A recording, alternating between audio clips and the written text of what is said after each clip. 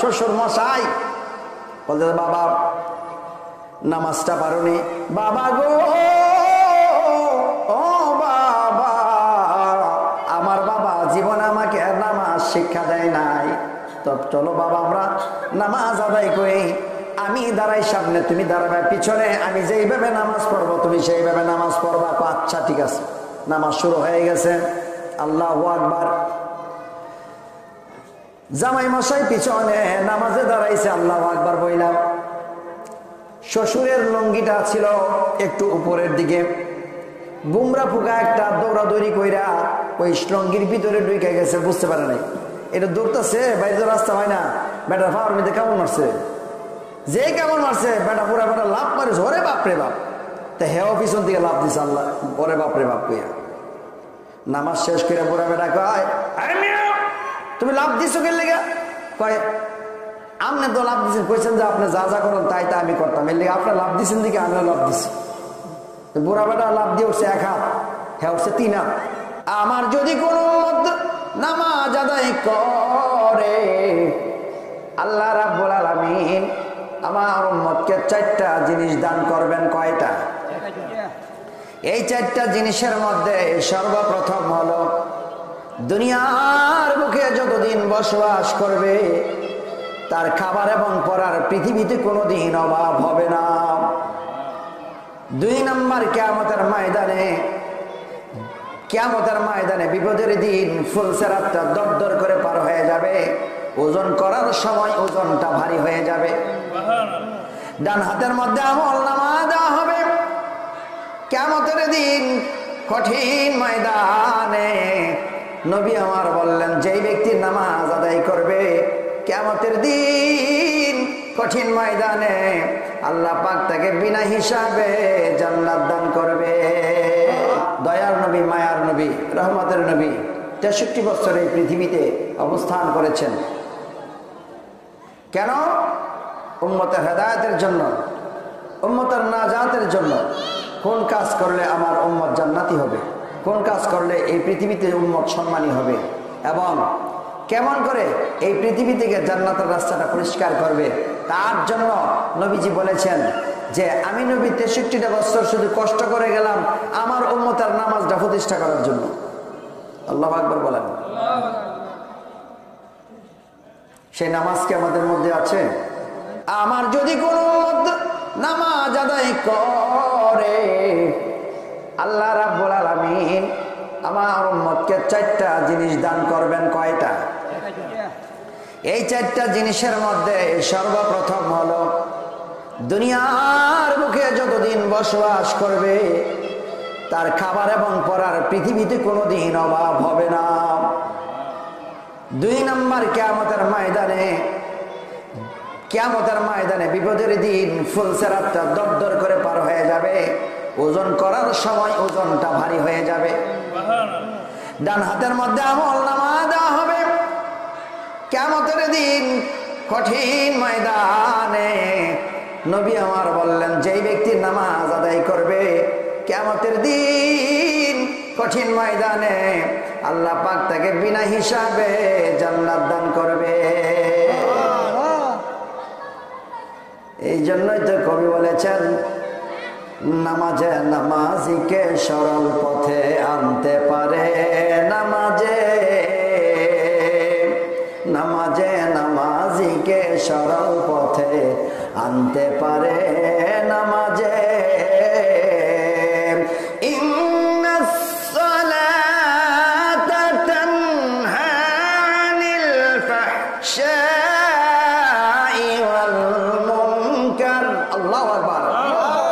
এই নামাজ একমাত্র ফাহশা এবং মন্দ কাজ থেকে বাঁচিয়ে রাখতে পারে। বন্ধুরা আমার, আল্লাহর নবী রাহমাতুল লিল আলামিন বললেন, আরাআইতুম লাউ আন্না নাহারান বিবাবি আহাদিকুম ইয়াকতাসিলু ফীহি কুল্লা ইয়াওমান খামসান হাল ইয়াবকা মিন দারনি শাইউন? ক্বালা লা ইয়াবকা মিন দারনি শাইউন। ক্বালা ফাযালিকা মিসলু সালাওয়াতি খামসি ইয়ামহুল্লাহু বিহিন্না আল খাতায়া। সাহাবীরা রে, তোমাদের বাড়ির পার যে রে সাহাবীরা, যদি একটা নদী প্রবাহিত হয়, আরে আমার সাহাবীরা বলো রে, ওই নদী পার হয়ে যদি তুমি বাজারে যাও, নদী পার হয়ে যদি বন্দরে যাও, গোসল করে করে সাঁতরিয়ে সাঁতরিয়ে যাও, বলো রে সাহাবীরা তোমাদের গায়ে কি কোনো ময়লা থাকবে? সাহাবায়ে কেরাম জিজ্ঞাসা বললো, না আমাদের গায়ে কোনো ময়লা থাকবে না। দৈনিক যদি 5 বার সাঁতার কেটে কেটে নদী পার হইয়া তুমি ওই পারে যাও রে সাহাবীরা, বলো রে সাহাবীরা তোমাদের গায়ে কি ময়লা থাকবে? সাহাবায়ে কেরাম বললেন, ইয়া রাসূলুল্লাহ, নবী গো, 5 বার যদি দৈনিক এমন ভাবে যা গায়ের মধ্যে 1 ফোঁটা চুল পরিমাণ ময়লা থাকবে না। নবী আমার ডাক দিয়া বলে, রে সাহাবীরা রে, আমার কোন উম্মত যদি 5টা ওয়াক্ত নামাজ সময় মতো মসজিদে যাইয়া আদায় করে রে সাহাবীরা, নদীর পানি দিয়ে যেমন তার গাটা পরিষ্কার হয়ে গেল, এমন ভাবে তার আমল নামা থেকে গুনাহগুলি পরিষ্কার হয়ে যাবে। ফজরের খবর নাই, জোহরের খবর নাই, আসরের খবর নাই, মাগরিবের খবর নাই। এই যে একটা অবস্থা আমাদের বন্ধুরি, মসজিদের জায়গা মসজিদে আছে, সুন্দর করে টাইলস লাগায় মসজিদ বানানো হয়েছে। যেই এলাকার মধ্যে মসজিদের মধ্যে এসি লাগানো আছে, এই এলাকার মসজিদ অন্যান্য এলাকা থেকে আরো বেশি সুন্দর। নিজেদের এলাকার সৌন্দর্যের জন্য, আভিজাত্যের জন্য, নিজেদের এলাকার উন্নতি দেখানোর জন্য মসজিদের মধ্যে এত সুন্দর করে বানাইলা, কিন্তু নিজের দেহের ভিতরে যে একটা মসজিদ আছে সেইটা এত পবিত্র করলা না। বন্ধু রে, এই অবস্থায় যদি একদিন আজরাইল তোমার আমার সামনে আইসা যায়, কি জবাব হবে? কবি জন্য বলেন, নামাজকে বলো না কাজ আছে, কাজকে বলো আমার নামাজ আছে। বলো না আমার সঙ্গে, নামাজকে বলো না কাজ আছে, কাজকে বলো আমার নামাজ আছে। নামাজ বিহীন পর পারে কি জবাব দেবে তুমি প্রভুর কাছে? কোন জবাব আছে? ফজর কাটে ঘুমের ঘরে, জোহর কাজে কাজে, আসর কাজে খেলাই দোলাই, মাগরিব মাঝে মাঝে, এশার সময় হয়ে এলে মিছে থাকো দুনিয়ার পিছে। আল্লাহ বলেন, এই দুনিয়াটা হলো তোমার আমার জন্য একটা খেল এবং তামাশা এবং লোভনীয় বস্তু। বন্ধুরা আমার, আল্লাহর নবী রাহমাতুল লিল আলামিন আরো বললেন, একদিন রাসূলুল্লাহর একজন সাহাবী, যার নাম ছিল হযরত সালমান ফারসি রাদিয়াল্লাহু তাআলা আনহু। হযরত সালমান ফারসি রাদিয়াল্লাহু তাআলা আনহুকে লইয়া নূরের নবী, হায়াতুন নবী, জিন্দা নবীজি শীতের শেষে ফাল্গুন মাসের দিকে একটা জায়গায় গেলেন। যাওয়ার পরে নবীজি একটা গাছের শাখার মধ্যে হাত দিয়ে ধরলেন। ধরার পর গাছের শাখার মধ্যে ঝাড়া দিলেন, জর্জর জর্জর করে গাছের পাতাগুলি ছুট পড়ে গেল। নবী আমার ডাক দিলেন, আরে সালমান ফারসি, জাননি গাছের পাতাগুলি কেন পড়লো? সালমান ফারসি বলে, ইয়া রাসূলুল্লাহ, নবী গো, এই গাছের পাতা পড়ে গেছে। ও নবীজি, আপনি আমাকে কি বুঝাইতে চাইলেন? নবী আমার ডাক দেয়া করে, সালমান ফারসি, এই গাছের পাতাগুলি যেমন জর্জর করে পড়ে গেল, আমার যদি কোনো নামাজ পড়ে রে, সময় মতো যদি নামাজটা আদায় করে, গাছের পাতাগুলি যেমন জর্জর করে পড়ে গেল, তার দেহ থেকে, তার আমল নামা থেকে এমন ভাবে গুনাহগুলি জোরে পড়ে যাবে। আল্লাহু আকবার। আর জোরে বলেন, ইয়া রাসূলুল্লাহ। রহমতে আলম নবী নূরে মুজাসসাম, বলো না, রহমতে আলম নবী মুজাসসাম, সাহাবীরা তোর বানাই ওই নবীজির গাম, বলো না, সাহাবীরা তোর বানাই ওই নবীজির গান। চিনো জানো মানো কেমন আমার নবীজি, যার পাগল চন্দ্র সূর্য তারকারাজি, মন রে আরো শুনবানি সুন্দর কাহিনী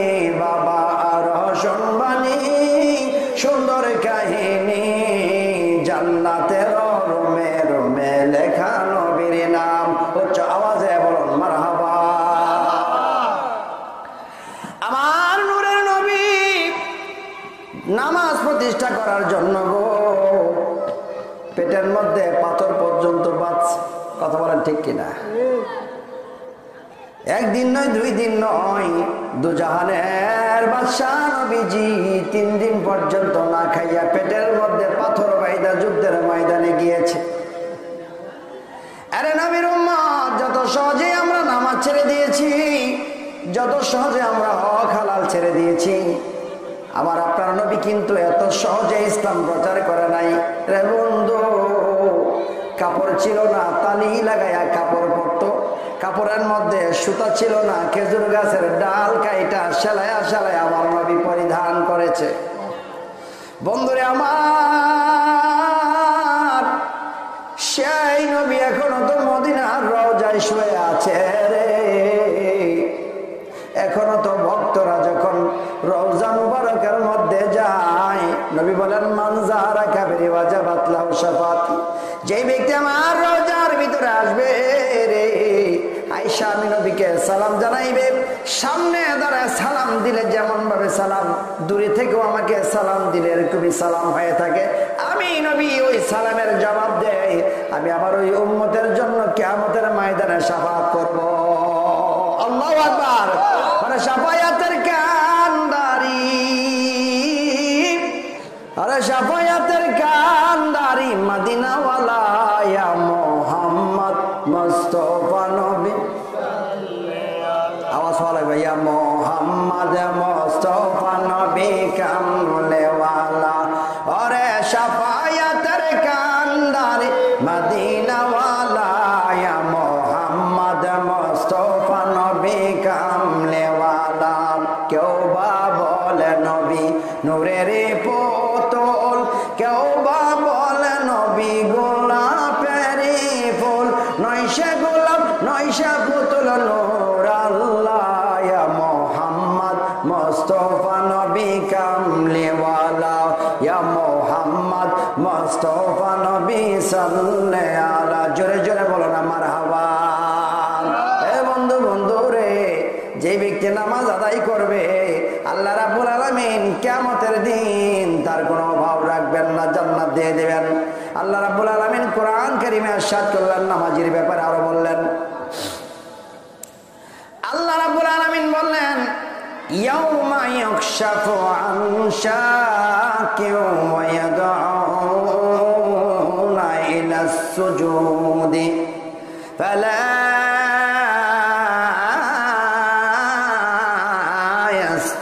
يستطيعون خاشعة أبصارهم ترهقهم ذلة وقد كانوا يدعون إلى السجود وهم سالمون।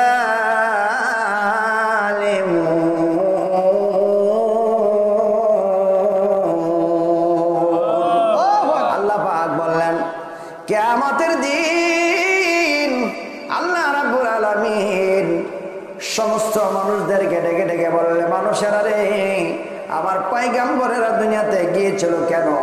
আমার পয়গম্বরেরা গিয়েছিল একমাত্র আমি আল্লাহকে সিজদাটা প্রতিষ্ঠা করার জন্য। আমার নবীর উম্মতেরা আজকে কিয়ামতের মাঠে সিজদা দিয়া দে, দেখায়া দে আমি রাব্বুল আলামিনকে তোরা কত ভালোবাসিস। আল্লাহু আকবার। হে হাশরের মাঠে সবাই তখন আমার মাবুদকে সিজদা দেওয়ার জন্য আমরা ঝুঁকাইয়া পড়ব।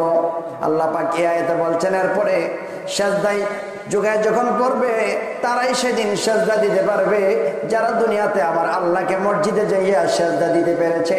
আর যারা দুনিয়াতে মসজিদে আদায় করতে পারে নাই, সিজদা দিতে পারে নাই, সেদিনও তারা মাথাটা ঝুঁকাইবে, কিন্তু জমিনের মধ্যে তারা মাথা টেকাইতে পারবে না, নামাজ আদায় করতে পারবে না সেদিন।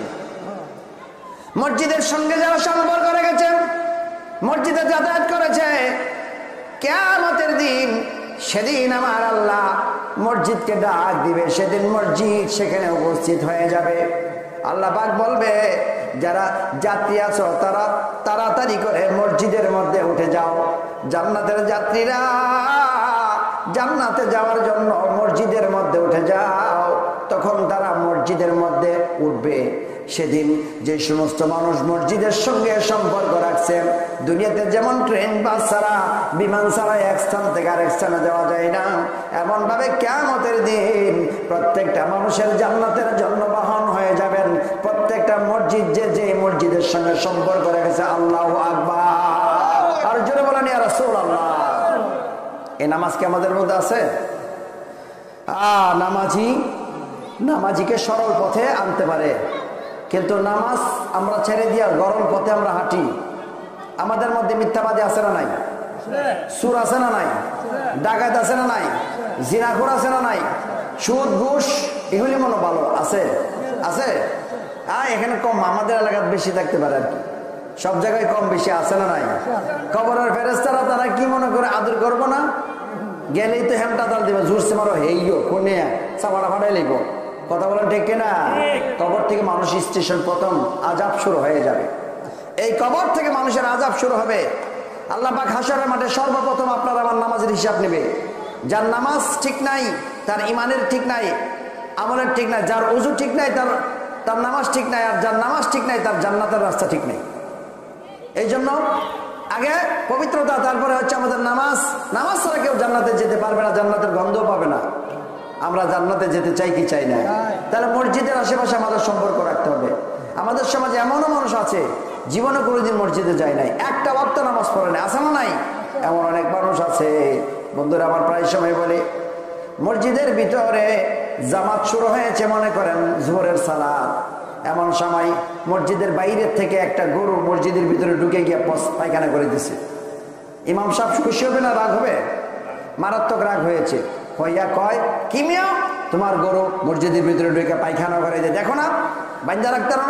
ও হুজুর, গরু এটা জানোয়ার, আওয়ান বুঝতে পারে নাই। আমি তো বুঝের মানুষ, আমার জীবনে দেখছেন মসজিদে ঢুকতে? হ্যাঁ, বুঝের মানুষ মসজিদে ঢুকে না, গরু জানোয়ার দিকে মসজিদে ঢুকছে। বলেন আল্লাহর ফেরেশতারা তার হিসাব রাখি কি রাখে না? কারামান কাতিবিন, দুইজন ফেরেশতা দুই কাঁধে রয়েছে, সদা সর্বদা আমাদের হিসাব নিতেছে। কে কোন রাস্তায় কখন হাঁটি, কি করি, সব হিসাব আছে না নাই? তাহলে যদি থাকে, এই বিশ্বাস যদি থাকে, অবশ্যই আমাদেরকে মসজিদে যেতে হবে। বন্ধুরে আমার,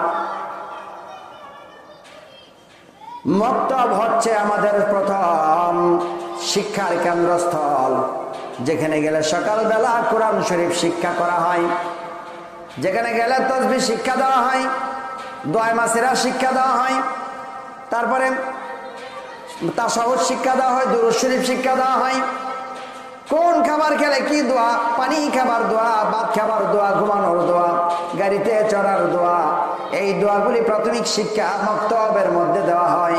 আজকে মক্তব থেকে পড়া উঠে গেছে, যখন তখন দেখবেন আমাদের থেকে আমলগুলি নষ্ট হয়ে যাচ্ছে, বিজাতীয় আমল আমাদের মধ্যে প্রবেশ করেছে। কথা বলেন ঠিক কিনা?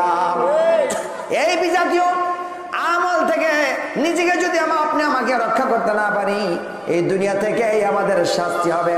বন্ধুরে আমার, আগের দিন যখন বিবাহ শাদী দেওয়া হতো, জিজ্ঞাসা করা হতো যে বাবা বলো তো দেখি সূরা ফাতিহাটা পড়ো, মেয়েকে জিজ্ঞাসা করতো।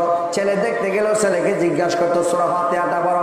এখন আর জিগায় না, এখন জিগায় তোমার কত কোটি টাকা ব্যাংক ব্যালেন্স আছে, তোমার কয়টা গাড়ি আছে, এবার সুদ খায় না ঘুষ খায় সেইটা জিগায় না, গাঞ্জা খায় না ইয়াবা খায় এটাও জিগায় না। এই জন্যই তো রহমত বরকত উঠে যাচ্ছে। কথা বলো ঠিক কিনা? এই ওয়াজ কি কথা ঠিক আছে নি বলেন? ওয়াজ কি উপরে পড়তেছে?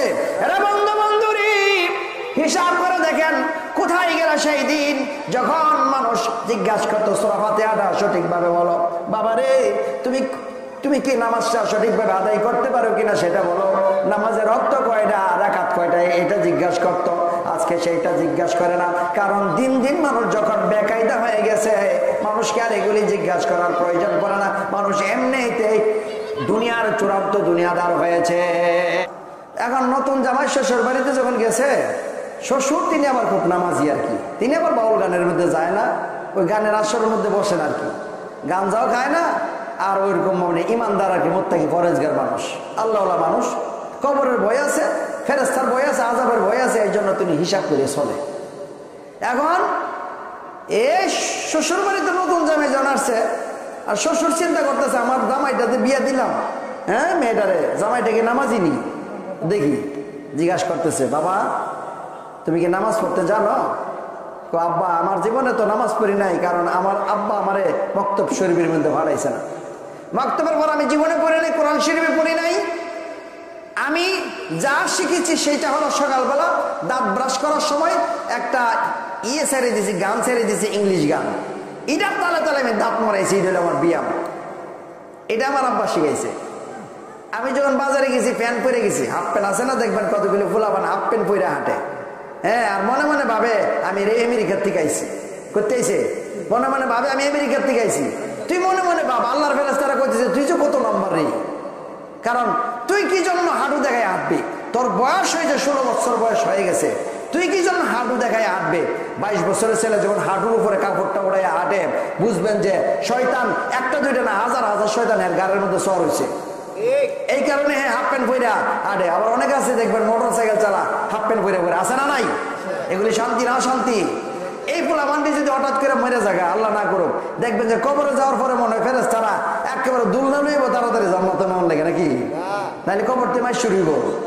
হ্যাঁ, তাহলে কবরে যাওয়ার সঙ্গে সঙ্গে একটা প্রথমে লম্বা একটা লাঠি আনবে, যে লাঠি সম্পর্কে আল্লাহ নবী বলছেন লাঠিটা থাকবে আগুনের। কিসের? আগুনের একটা লাঠি দিয়া দিরিম দিরিম মাছ শুরু হবে, জোরসে মারে হেইও করিয়া, যে খেলে মাছ দেওয়া শুরু হবনি মারিয়ে ছুটে বলবে তুমি আমার মারো কি লিগা? তখন ওই ফেরেশতারা কানে শুনে না, বলবে আমি কানে তো শুনি না। আবার বলবে কেন মারতেছো? আমি তো চোখে দেখি না। কেন? আল্লাহ শুধু হুকুম করেছে তোমার মায়ের বরাদ্দ হয়ে গেছে, মানে কবরের আসার পরে যে মাইরটা দেওয়া হইতেছে এইটা হলো বোনাস মায়ের, কারণ তুমি পৃথিবীতে যা যা করে আসছো এই অনুযায়ী তোমাকে মায়ের ছাড়া কোনো রাস্তা নাই। এই কারণে তারা ওই যে বোনাস মায়ের এখনো বিচার শুরু হয়েছে না, খালি বোনাস দেওয়া শুরু হয়েছে। এই বোনাস দিতেছে, পরবর্তীতে বিচার আচার শুরু হয়ে গেলে এরপরে আবার হ্যামটা তলে মার দেওয়া হইব। এই জন্য কবরের মধ্যে গেলে এর আগে বিচার হয়ে যাবে। যে কথা বলতেছিলাম, এখন শ্বশুর মশাই বলতে, বাবা নামাজটা পারোনি? বাবা গো, ও বাবা, আমার বাবা জীবন আমাকে নামাজ শিক্ষা দেয় নাই। তো চলো বাবা আমরা নামাজ আদায় করি। আমি দাঁড়াই সামনে, তুমি দাঁড়াবে পিছনে, আমি যেইভাবে নামাজ পড়বো তুমি সেইভাবে নামাজ পড়বা। আচ্ছা ঠিক আছে। নামাজ শুরু হয়ে গেছে, আল্লাহু আকবার। জামাই মশাই পিছনে নামাজে দাঁড়াইছে, আল্লাহু আকবার বললাম। শ্বশুরের লুঙ্গিটা ছিল একটু উপরের দিকে, বুমরা ফুকা একটা দৌড়াদৌড়ি কইরা ওই লুঙ্গির ভিতরে ঢুকে গেছে, বুঝতে পারে নাই। এটা দৌড়তেছে, বাইরে রাস্তা হয় না, বেটার পাওয়ার মধ্যে কেমন মারছে, যে কেমন মারছে বেটা পুরা বেটা লাভ মারিস, ওরে বাপরে বাপ। তা হেও পিছন থেকে লাভ দিছে, আল্লাহ ওরে বাপরে বাপ কইয়া। নামাজ শেষ করে পুরা বেটা কয় তুমি লাভ দিছো কে লেগে? কয় আপনি তো লাভ দিচ্ছেন, কইছেন যে আপনি যা যা করেন তাই তা আমি করতাম, এর লেগে আপনার লাভ দিচ্ছেন দিকে আমিও লাভ দিছি। বুড়া বেটা লাভ দিয়ে উঠছে 1 হাত, হ্যাঁ উঠছে 3 হাত। কে লেগা? হ্যাঁ এই জন্য 3 হাত উঠছে, যত লাভ দিব ততই সওয়াব বেশি। কারণ এটা হলো শিক্ষার অভাব। কিসের অভাব? এই জন্য শিক্ষার অভাব। 19 শতাব্দীর পৃথিবীর সর্বশ্রেষ্ঠ সম্পদ হচ্ছে খনিজ পদার্থ, কৃষি এবং কলকারখানা। আর এই যে 21 শতকের পৃথিবীর সবচেয়ে বড় সম্পদ কি? খনিজ পদার্থ নয়, কলকারখানা নয়, কৃষিকাজ নয়। এই 21 শতকের সবচেয়ে বড় সম্পদ হচ্ছে জ্ঞান। জ্ঞান খাটাইয়া একটা লাউর যতটুকু ওজন হয় এটা 5টা লাউর ওজন বানানো যায়, 5টা পরিবার চালান যায়। এই বুদ্ধি খাটায় তৈরি করা হচ্ছে, ইন্টারনেট বুদ্ধি খাটায় তৈরি করা হয়েছে, ঘরে বসে হাওয়ার মাধ্যমে টাকা ইনকাম করে জ্ঞানের মাধ্যমে তৈরি করা হয়েছে। এই জন্য জ্ঞান হচ্ছে সর্বশ্রেষ্ঠ, মহান আল্লাহ পাকের একটা রূপ হচ্ছে জ্ঞান। এই জন্য আল্লাহ পাক পবিত্র কোরআনে সর্বপ্রথম আয়াত নাজিল করছে, ইকরা মানে পাঠ করুন, পড়ুন। পড়া দেখা যায় না, শোনা যায়, এটা অনুভব করা যায়, জেহেনের ভিতরে এটা স্থির হয়। এই জন্য জ্ঞান হচ্ছে মহান আল্লাহ পাকের একটা রূপ। চিল্লায় বলেন আল্লাহু আকবার। এই জ্ঞান যারা অর্জন করবে তাদের মধ্যে মনুষ্যত্ববোধ অর্জন হবে। আর আল্লাহর নবীকে সাহাবায়ে কেরাম জিজ্ঞাসা করলেন, ইয়া রাসূলুল্লাহ এই পৃথিবীতে সবচেয়ে বেশি জ্ঞানী কোন ব্যক্তি? বললেন সেই ব্যক্তি, এই পৃথিবীতে সবচেয়ে বড় জ্ঞানী যেই ব্যক্তি এই পৃথিবী থেকে জান্নাতের রাস্তাটা পরিষ্কার করে এবং সে বুঝে যে কোনটা জাহান্নামের রাস্তা, কোন কাজ করলে জাহান্নামে যাব। জান্নাতের রাস্তা যেই ব্যক্তি পরিষ্কার করতে জানে সেই হচ্ছে এই পৃথিবীতে সর্বশ্রেষ্ঠ মানুষ। সুবহানাল্লাহ বলেন। কোন ব্যক্তি জান্নাতের রাস্তা খুঁজে? যে ব্যক্তি নামাজটা সঠিক সময় আদায় করে। নামাজ নাই, কালাম নাই, কোরআন শরীফ তেলাওয়াত নাই, জিকির আজকার নাই, তাহলে ওই মানুষটা কোনোদিন ভালো মানুষ হতে পারে না। এক নাম্বার, আমল থেকে অন্যায়গুলি দূরীভূত করতে হবে। 2 নাম্বার, নামাজগুলি সঠিকভাবে আদায় করতে হবে। বন্ধুরা আমার, আল্লাহর নবী রাহমাতুল লিল আলামিন এই 63টা বছর নামাজের জন্য আরো কত কষ্ট করলেন। নামাজ প্রতিষ্ঠা করার জন্য গো নূরের নবীজি তায়েফের ময়দানে গেলেন। তায়েফের ময়দানে যাইয়া বললেন, রে তায়েফবাসীরা, আমি হলাম আল্লাহ পাকের পক্ষ থেকে একজন পয়গম্বর, আমার নাম হলো মুহাম্মাদুর রাসূলুল্লাহ। মক্কা থেকে 70 কিলোমিটার দূরে ছিল তায়েফের ময়দান। তায়েফের ময়দান, শোনো রে, তোমরা যদি আল্লাহর নাম না নাও, মুহাম্মাদুর রাসূলুল্লাহ আমাকে যদি নবী হিসেবে না মানো, তাহলে মনে রেখো কিয়ামতের কঠিন ময়দানে আমার আল্লাহ তোমাদেরকে জাহান্নাম দেবে। আল্লাহু আকবার। তায়েফের যুবক ছেলেরা নূরের নবীকে তখন পাথর দ্বারা ঢিলাইতে শুরু করলো, পাথর দ্বারা আঘাত। বন্ধুরা আমার, এমন কোন মানুষ আছে একটা পাথরের আঘাত সহ্য করে দাঁড়ায় থাকবে, মাথা ফেটে গেলে জানজি মেরে পড়ে যাবে? নবী আমার এই ধর্মের জন্য গো একটা নয়, দুইটা নয়, হাজার হাজার পাথরের আঘাত সহ্য করেছে। নবীজি কাত হয়ে পড়ে গেছে। এই অবস্থায় জিবরাইল আলাইহিস সালামকে আমার আল্লাহ পাঠায়, যা রে জিবরাইল, ওরে জিবরাইল, তারা নামাজ না পড়লে আমি আল্লাহ তাদেরকে শাস্তি দেব হাসরের ময়দান। কিন্তু আরে জিবরাইল, তারা যে আজকে আমার নবীকে আঘাত দিচ্ছে, আমি আমার নবীর জন্য কুল কায়নাত বানাইছি, আসমান জমিন আরশ কুরসি লৌহ কলম আমার নবীর জন্য আমি বানাইছি। আল্লাহু আকবার।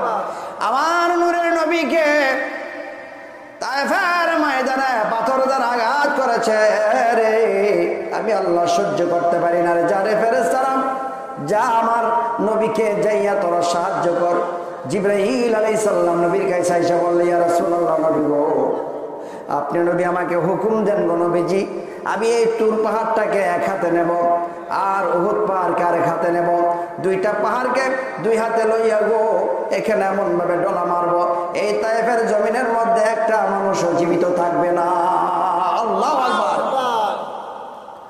নবীজি ডাক দেয়া বলে, রে জিবরাইল, আজকে যদি তুমি তাদেরকে মারো রে জিবরাইল, আমার আল্লাহ তো আমাকে গজবের জন্য পাঠায় নাই, আমার আল্লাহ আমাকে রহমাতুল লিল আলামিন হিসেবে প্রেরণ করেছেন কুল কায়নাতের জন্য। আমি নবী রহমত। আল্লাহু আকবার। রহমতে আলম নবী নূরে মুজাসসাম, বলো না রহমতে টানে গেল তো বলিস্তান মারে গা।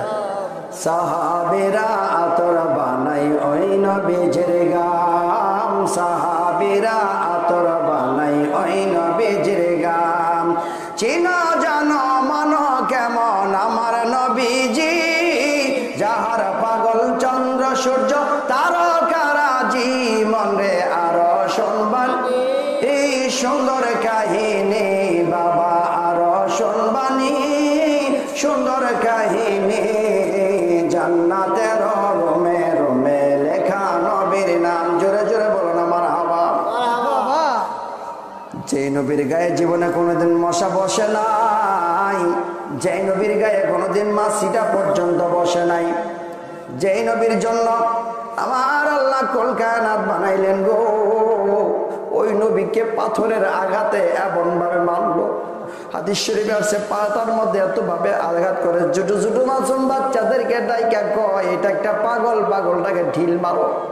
ধর্মের জন্য, নামাজ প্রতিষ্ঠা করার জন্য, রোজা প্রতিষ্ঠা করার জন্য, হক হালাল প্রতিষ্ঠা করার জন্য আমার নবীজি পাথরের আঘাত সহ্য কইরা রক্তাক্ত হয়েছে, পা ফাইটা রক্ত বের হচ্ছে। আল্লাহু আকবার। আজকে মুসলমান কোথায়? নবী আমার কাজ হয়ে যখন পড়েছিল, এমন সময় পা মোবারক ফেটে ফেটে যখন রক্ত আসতেছে, এই রক্ত মোবারক গুলি নবী আমার জামাটা কইলা চিপে চিপে জুতার মধ্যে রাখতেছে। আল্লাহু আকবার বলেন। রক্তটা যখন গো এমন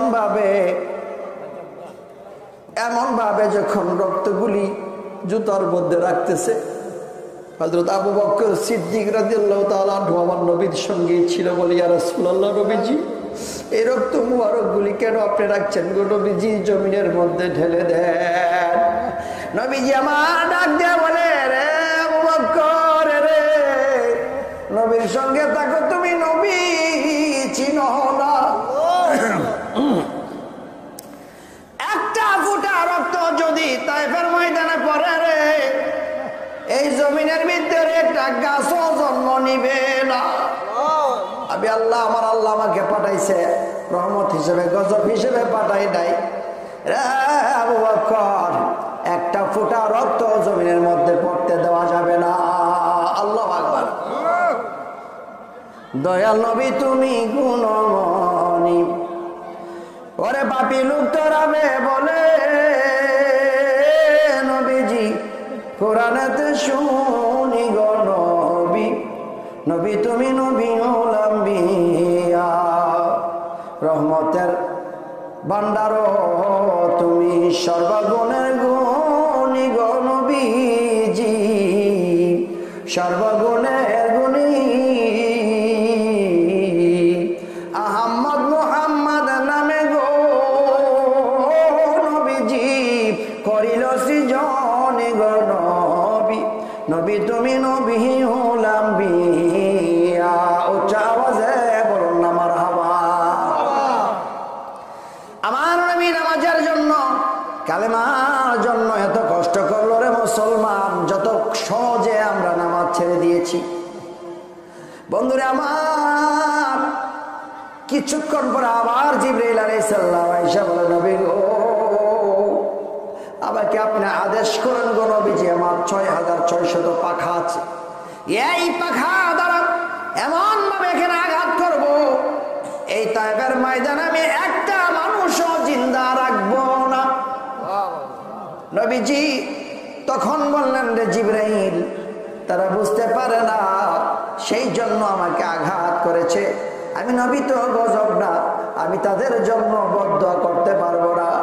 কিয়ামতের কঠিন ময়দানে আমার আল্লাহ যদি জিজ্ঞাসা করে, গো নবীজি আপনাকে পাঠাইছিলাম ধর্ম প্রচার করার জন্য, বদদুয়া দিয়েছেন, আমি আল্লাহ তো আপনার কথা সঙ্গে সঙ্গে শুনি, আমি গজব দিয়ে দিয়েছি, আজকে আমি সেদিন আল্লাহর কাছে কি জবাব দেব? জিবরাইল, জিবরাইল রে, তারা আজকে বুঝতে পারে নাই রে জিবরাইল আমাকে মেরেছে, তবে কিয়ামতের একদিন না একদিন তারা ইসলাম কবুল করবে। আর যদি আমি তাদেরকে সবাইকে আজকে মেরে ফেলি, কালকে আমি কার কাছে ইসলামের দাওয়াত দিতে আসবো? আল্লাহু আকবার। এত মায়া মোহব্বত যেই নবীর অন্তরে, ওই নবীকে এত কষ্ট দিয়েছে, এত বেশি আঘাত দিয়েছে, কাফের বেঈমানেরা পাথরের আঘাতে সমস্ত শরীর জর্জরিত করেছে, হাঁটতে পারে নাই, গাড়িও ছিল না সেই যুগে, মরুভূমি, কত কষ্ট করিয়ে এই ৭০ কিলোমিটার হেঁটে হেঁটে এই অবস্থায় আমার নবী বাড়িতে আসছিলেন, একমাত্র কালিমার দাওয়াত দিতে যাইয়া, একমাত্র নামাজটা প্রতিষ্ঠা করার জন্য। আজকে মুসলমান কোথায়? আজকে কোথায় নামাজ? মসজিদের জায়গায় মসজিদ আছে, নামাজের কোনো সংখ্যা নাই। এখানে যদি একটা গানের আসর হইতো, বেলাটা লয়া যদি বেরিয়ে একটা ক্যাকেও ক্যাকেও হা হা হা টান্ডা খালি মারতো, হ্যাঁ, মানুষের অভাব হইতো? অভাব হইতো না। মনে হয় তারা খুব জান্নাতি। গানের এই আসর, যে আসরগুলি হয়, এই বিভিন্ন বাউল গানের আসর, কনসার্ট মনসার্ট কত কিছু হয়ে থাকে, ড্যান্স ট্যান্স, অনেক বিরাট বড় আওয়াজ করিয়া, এইসবের মধ্যে মানুষের ডাইকে আনন্দ লাগে না, কারণ শয়তান তাদেরকে ঘোষণা করে আসে, আসো তাড়াতাড়ি আসো, আমাদের এখানে মেলা হইতেছে। আয়া বইলো মনে করেন, আর বসার সাথে সাথে ওই শুরু হয়ে গেছে গা। একজনে ফলিতিং রয়েছে, কি লিগে ফলিতিং আনছিস, কি লিগা? রহমতি বরকতি জায়গা তো, ফেসাবে ধরলে এখানে সারি ফেলাম, উঠতে যেতাম গেলে যদি আমার জায়গা দখল হয়ে জায়গা। অথচ এক একটা ধর্মীয় মজলিস, ধর্মীয় ওয়াজ মাহফিল, এটার এক একটা জায়গা, যে যেখানে বসছে সেই জায়গাটা হলো জান্নাতের বাগান। এই জায়গাটা জান্নাতের বাগান আপাতত এই সময়টার জন্য। সুতরাং এখানে রহমতের ফেরেশতারা বসে পর্দা নিয়ে দাঁড়িয়ে আছে, তৎক্ষণ পর্যন্ত দাঁড়িয়ে থাকবে যতক্ষণ পর্যন্ত এই মানুষগুলি আল্লাহর কথা রসুলের কথা শুনতে থাকবে। আর যখন মানুষের মনের আনচান করবে, বুঝতে হবে শয়তান ওয়াসওয়াসা দিচ্ছে। এমন কিছু মানুষ আছে যারা ওয়াজ নসিহতে আসলার পরে দেখা যায় তাদের পাছার নিচে একটা শয়তানের স্প্রিং ফিট করা থাকে। ওয়াজটাতে বসলে খালি স্প্রিং উপর দিকে গেলে যাবে গেলে লেগে, কারণ কি সারাদিন করে উল্টা কাম, হঠাৎ করে ওয়াজে আসছে, এটার সাথে এটা মিশতেছে না। দুধের সাথে যেমন প্রস্তাব মিলে না, প্রস্তাবের সাথে দুধ মিলে না, এমন অবস্থা হয়ে যায়। এই জন্য এলেমের পথে, কালামের পথে, আল্লাহর জিকিরের পথে, ইমানের পথে, মসজিদের পথে, ওয়াজের পথে, পীর মাশায়েখের দরবারে, উরুস মাহফিলে, মাজার শরীফে সবাই যেতে পারে না। এটা নসিবের ব্যাপার। কথা বলেন ঠিক কিনা? গানের মজলিসে যাওয়ার জন্য দাওয়াত দেওয়ার প্রয়োজন হয় না। কথা বলছি আসেনি? গানের মজলিসে গেলেন, মনে করেন কিছু হবে, গানের মজলিসে বসলেন, মনে করেন ঠিক ওই সময় হযরত আজরাইল আলাইহিস সালাম আয়েশা বলতেছে, আসসালামু আলাইকুম, চলেন। কই জানগা লাগবো? কোথায়? ভাই হেনো আগে আসল জায়গা, থাকার জায়গা না, কাশ্যপ বোনাস। এই গানটা শুনে না শুনে জামুগা, গানটা একটু শুনে যাই। হ্যাঁ না, 1 সেকেন্ডের ভরসা নাই তো, তোমার হায়াতটা চলে যাবে এখানেই, এটা লেখা আছে, চলে যেতেই হবে। তাহলে বোঝা গেল হায়াত, মউত, রিজিক সবকিছু মহান আল্লাহ পাকের হাতে। কথা বলেন ঠিক কিনা? তাহলে যে আল্লাহ পাকের হাতে যেহেতু সবকিছু রয়েছে, নামাজ সঠিক সময়ে সঠিকভাবে আমাদের আদায় করিতেই হইবে। বন্ধুরা আমার, এই নামাজ প্রতিষ্ঠা করার জন্য নবী আমার উহুদের ময়দানে দান মোবারক শহীদ করেছেন। যুদ্ধের ময়দানে আমার নবীজির দান মোবারক দুইটা শহীদ হইয়া ভেঙে যখন পড়ে গেল, হযরত সাহাবায়ে কেরাম পিছন থেকে এসে নবীজির সেই দান মোবারক পিছনে একটা এত বড় তীর আইসা বিচ্ছে, নবীজি পড়ে গেছে উহুদের ময়দানে। সাহাবী কামড় মাইরা সেই তীরটা খোলার চেষ্টা করলো, সাহাবীর দুইটা দাঁত ভেঙে গেছে। সাহাবী ওই দিকে ফিরে আছে, নবীজি বলল, রে সাহাবী কেন তুমি পিছনের দিকে? ইয়া রাসূলুল্লাহ কিচ্ছু না। নবী আমার জানে কি জানে না? ইলমে গায়ব, অদৃশ্যের জ্ঞান আমার নবীর মধ্যে। নবীজি জানে সাহাবী কেন পিছনের দিকে ঘুরে গেল। রে সাহাবী, আমার মাথার কড়াটা খুলতে যাইয়া, রে সাহাবী তোমার দাঁত ভেঙে গেছে, তুমি মুখ ফিরাই রাখছো। আরেকজন আইসা নূরের নবীজির রক্ত মোবারক গুলি চাইটা খেয়ে ফেলতেছে। নবী আমার ডাক দেয়া বলে, রে সাহাবী রে, তুমি কি খাচ্ছ রে সাহাবী? সাহাবী বলে, ইয়া রাসূলুল্লাহ, এই পৃথিবীতে এমন মজার জিনিস আমি পাই নাই, আমার মনে হয় আমি এখন জান্নাতের মধ্যে আছি। আল্লাহর নবী ডাক দেয়া বলে, রে সাহাবী, তুমি রক্ত পান করো না, হাই রে, তুমি জান্নাতের সার্টিফিকেট পান করেছো। আল্লাহু আকবার। मेरे बातें बन गई है तेरे बात करते करते तेरे शहरों में आऊं, तेरे नात पढ़ते पढ़ते तेरे इश्क की बदौलत मुझे जिंदगी मिली है। मेरे मौत आका आए तेरे नात पढ़ते पढ़ते अल्लाहुम्मा। এই মেশিন টানে কিনে গলা আর কাল করে লাইছে আমার, বাড়াও নালি খুলে যা তো। আদওয়ালা আলি সাইয়্যিদানা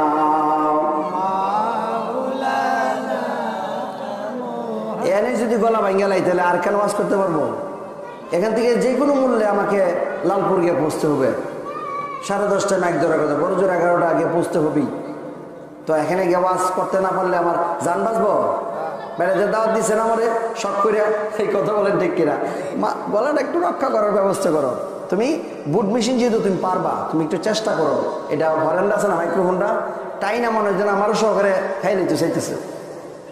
কেমন সাউন্ড একটু মিষ্টি করে দাও, যেভাবে পরে করো যেন আমার গলাটা না টানে, ঠিক আছে? জানি তো গেলি তুই সাংগামটা বন্ধ করে দিতে কইছিলাম, আর দেখতেছে না হুজুর মাইরা সেরা। বন্ধুরা আমার, কষ্ট হয় আপনাদের? আল্লাহু আকবার বলেন, আরো জোরে বলেন ইয়া রাসূলুল্লাহ।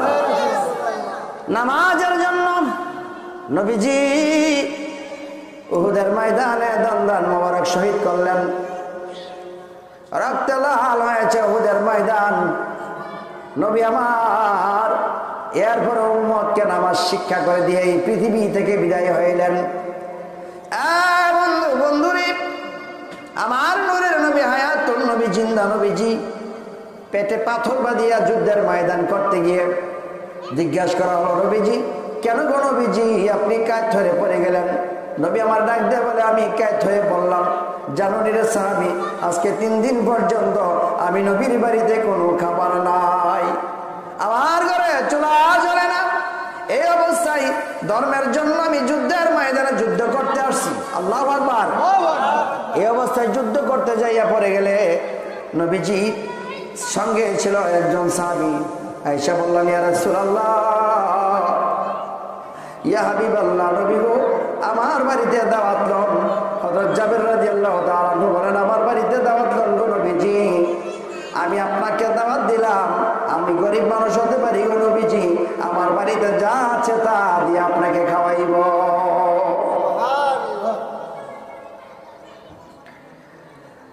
আল্লাহর নবী বলেন, তুমি গরিব মানুষ হলে কি হবে, তোমার মনটা অনেক বড়। আমি নবী ধনী দেখি না, সম্পদ দেখি না, আমি দেখি তোমার ভালোবাসা। তুমি যদি ভালোবাসা আমাকে 1 গ্লাস পানি দাও, এতে আমি নবী তোমার উপর খুশি হয়ে যাই। বন্ধুরা আমার নূরের নবীজি দাওয়াত দিল হযরত জাবেরের বাড়িতে। হযরত জাবের রাদিয়াল্লাহু তাআলা বাড়িতে যাইয়া বিবিকে ডাক দিয়ে বলে, বিবি আমাদের ঘরে কি আছে? বলে একটা বকরি আছে আর 100 কেজি আটা আছে। বললেন, এই 100 কেজি আটা তুমি রুটি বানাও আর বকরিটা জবাই করে দেই, এইটা দ্বারা আমার নবীজিকে আজকে মেহমানদারি করব। যুদ্ধের ময়দানে যুদ্ধ করলেন একমাত্র নামাজের জন্য, ইমানের জন্য। এত কষ্ট যে নবীজি করলো, আরামের জীবন যাপন করতে পারলেন না, নিজের সম্পদগুলি সবগুলি দিয়ে দিল ইসলামের জন্য। যা ছিল সব দিয়েছে, বাড়িও নাই, ঘর নাই, পরনে একটা ভালো জামা পর্যন্ত রাখে নাই, সবগুলি ইসলামের জন্য যুদ্ধের ময়দানে বিলিয়ে দিয়েছে। ওই নবীজি এখনো সোনার মদিনায় কান্দে, উম্মতি উম্মতি করে। কিন্তু আজকে উম্মতের হাল কি? উম্মত এখনো পর্যন্ত এমন উম্মত আছে জীবনে পশ্চিম দিকে একটা আল্লাহকে সিজদা পর্যন্ত দিয়ে দেখে নাই। মুসা এরকম পেশায় এরকম রাখে, এরকম পেশায়া দাড়ি বড় মুসের কারণে টুট দেখা যায় না, এমন ভাবে সিগারেট খায়, ধোয়া মনে হয় ইটের বাটার মতো উপর দিয়ে উঠতেছে। আছে না? ধোয়া যখন ছাড়ে ইটের বাটার মতো উপর দিয়ে ছাড়ে। আর এমন অবস্থা, মুজগুলি এত বড় বড় রাখে। নবী আবার বললেন, মুজগুলি ছোট ছোট রাখতে হবে, মুজ বড় রাখা যাবে না। পানি খাবার সময় যেন তোমার মুজ ভিজে ভিজে পানি না খাও। মুজ যদি ভিজায় ভিজায় খাও, যেই পানিটা খাইবা সম্পূর্ণটা পানি তোমার জন্য হারাম হয়ে যাবে। দেখেন যারা মসজিদে যায়, নামাজি মানুষ, তাদের একজনের মুজ এরকম হনুমান সিস্টেমের নাই, আছে? এই দেখেন একজনের মুজ হনুমান সিস্টেমের নাই। আর যারা গাঞ্জার আসরে বসে দেখবেন তাদের মুখটা এরকম পেঁচায় রাখছে। যার যত বড় মুখ সে তত বড় সাধক। এই সাধনের আসল সাধন না, এটা হলো শয়তানি সাধন। আসল সাধন হলো মসজিদে যাও, ইমাম সাহেবের পিছনে গিয়ে নামাজ আদায় করো। হনুমানের মতো মুখটা পেঁচায় রাখছে, দাড়িগুলি বিশাল বড় বড় মনে করেছেন সুন্নত হিসেবে রাখছেন। না না না, এটা একটা মসুর হিসেবে, ভাব হিসেবে রাখছে। ভাব, যার যত বেশি ভাব তার তত বেশি কাপ। এবার কবরে গেলে বোঝা যাবে কার কত নম্বরের ভাব। কথা বলো ঠিক কিনা? সাধনা কাকে বলে? সাধনার মতো সাধন করতে গেলে মসজিদে আসো। সাধনার নাম জানিলে হয় না সাধনা। সাধনার, নাম জানিলে হয় না সাধনা। মুখে মুখে সবই বলে, ঝিনুকেতে মুক্তা মিলে পাইল কয়জনা। গভীর জলে ডুব দিতে হয়, মরণের ভয় যদি রাখে না। ঝিনুক মিলবে সত্যে সত্যে, লাগে যদি খোঁজ করিতে, অমূল্য ধন হাজারেতে দুই একটা যাই জানা। নাম জানিলে হয় না সাধনা, সাধনার নাম জানিলে হয় না সাধনা। কথা বলো ঠিক কিনা? সাধনার নাম যাই না, কাটিয়ে ফিরে থাকলে তো কাজ হইবে না। গভীর জলের নিচে ডুব দিয়া সেখান থেকে ঝিনুক আনতে হবে। সব ঝিনুকের ভিতরে যে পাওয়া যাবে এমন কোনো কথা না, অনেকগুলি খুঁজলে দু একটার মধ্যে পাওয়া যাবে। তাহলে আন্তাজ কইরা, অনুমান কইরা, হনুমানের মতো মুছ রাখলে, দাড়ি যদি এত বড় রাখে দেয়, দাঁত মরায় না, খাটাসের মতো থাকে, সিগারেট ধোঁয়া আর গাঁজা খাইয়া যদি উপর দিয়ে ইটার বাটার মতো ধোঁয়া ছাড়তে থাকে, এটা দুনিয়াতে বালা মঞ্জর মতো মনে করবেন, দুনিয়াতে আরাম মনে করতে পারেন, তবে কবরে যাইলে বুঝবেন এটা কত নাম্বারের আরাম। মার যখন পড়বে বোঝা যাবে তখন কত নাম্বারের আরাম। কথা বলো ঠিক কিনা? ওই মাইরের থেকে বাঁচতে চাইলে, ওই জায়গা থেকে যদি জান্নাতে থাকতে চাও, তাহলে দুনিয়া থেকে জান্নাতের কাজগুলি করতে হবে। আল্লাহ রাব্বুল আলামিন বলেন, ইন্নাল্লাযীনা ইউহিব্বুনা আন তাশিয়াল ফাহিশা ফিল্লাযীনা আমানু লাহুম আযাবুন আলিম ফিদ দুনিয়া ওয়া ফিল আখিরাহ। যারা এই পৃথিবীতে অন্যায় গর্হিত কাজ করবে, নিজে করবে, অন্যদেরকে শিখাবে এবং প্রজন্মের পর প্রজন্মে শিক্ষা দিয়ে যাবে, তারা পৃথিবীতে অশান্তিতে থাকবে এবং কবরে গেলেও অশান্তিতে থাকবে। আল্লাহু আকবার বলেন।